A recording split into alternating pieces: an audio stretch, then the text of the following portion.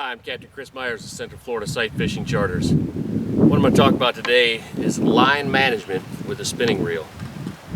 With the spinning reel, most people these days are using braid. That's all I use. On this reel I happen to have 5-pound braid. It's real fine, real thin. It casts farther, it lasts longer. It'll set the hook better. But some people do get what they call wind knots in it, or big ugly knots right above your spool. I'm going to show you a couple things that'll stop those knots from happening, and it'll also help you become a better caster on the flats. Now, everybody knows the first thing we have to do when we're spin casting before we make a cast is to put your finger on the line. This finger, a lot of people just use it for that and then let it go and don't do anything else with it. But this does serves a lot of purposes. It's my brake. It helps me slow the line down so it enters the water, the lure enters the water gently. And it also helps maintain tension on my line. So every cast I make, no matter what I'm throwing or where I'm throwing to, just as it's about to hit the water, I stick my finger back on this line. The momentum of that lure will yank my line tight. So I always begin turning the handle with a tight line. That's probably the biggest thing that you can do to save yourself problems with these knots, is not to reel up slack line. So if I make a cast and I don't do anything else, it's in the water, extra 3 or 4 or 5, some depending how hard the wind blows. If I reel up this slack line, especially by closing the handle, I've already started to form a loop. It's just below the spool, and if I bring it back for close, you can see where this line has wrapped around the spool right there. And if I didn't happen to notice that, it could cause a big problem. So every cast, just as it's going to hit the water, I'm going to stick my finger on the lure. What I like to do in flats fishing a lot is to keep the lure on top of the surface until I'm up where the fish is, but I don't want this thing landing on top of the fish. So I cast past the fish, and I want to be able to see it. I'm using a brown lure. If I'm in dark brown, brown or dark green grass, I let it sink down in the grass, I lose sight of it.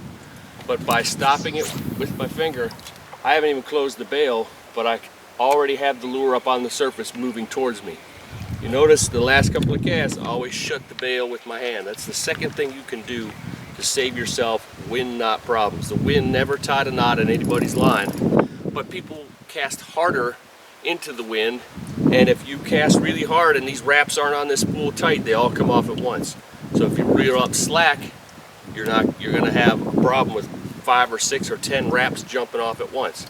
The other thing wind does is if I cast across the wind, and here we just have a little bit of breeze, but if I cast across the wind, you see the line still coming off the spool, it's still coming off the spool, it's still coming off the spool. It took 4 or 5 seconds after the lure's in the water. Probably 20 or 30 feet of slack line are now way out here when I cast over this direction. So now, when I'm turning 2, 3, 4, 5, 6, 7, 8, it took me almost 8 seconds of just turning the handle. My lure was never moving. So my lure is not going to where the fish are. I'm pulling up slack line on my spool because I was reeling it up without any tension.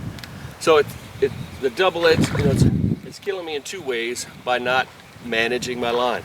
And the harder the wind blows, the more you have to manage that line. If you have to cast across the wind, when you have a breeze, if you don't stop that line, start moving the rod, get that bail closed, now my lure is coming back in a perfectly straight line. Again, it has to be all one smooth motion. I always want to cast with 2 hands, but as soon as that lure is in the air, this other hand comes right up here to close the spool. So I make my cast, it hits the water, my lure never dropped more than 1 inch below the surface. I can bring it up to where the fish is at and drop it down. But even if I'm not sight fishing, just suppose I'm blind casting all day. And blind casting, you're going to be doing a lot more than if you're sight fishing. You're going to be casting more often. It's really important to manage your line so you don't get knots in it. Because sometimes you can't pick them out, and we call them $10 knots. So I want to cast, stop it, close it by hand. Almost every time that line will be tight, and you won't have a problem with wind knots. And it will also help your casting. The same thing goes if I'm casting backhand. Same as I'm casting backhand, casting forehand. Stop it with my finger, flick it closed. And that's what I call line management when you're fishing with spinning reels.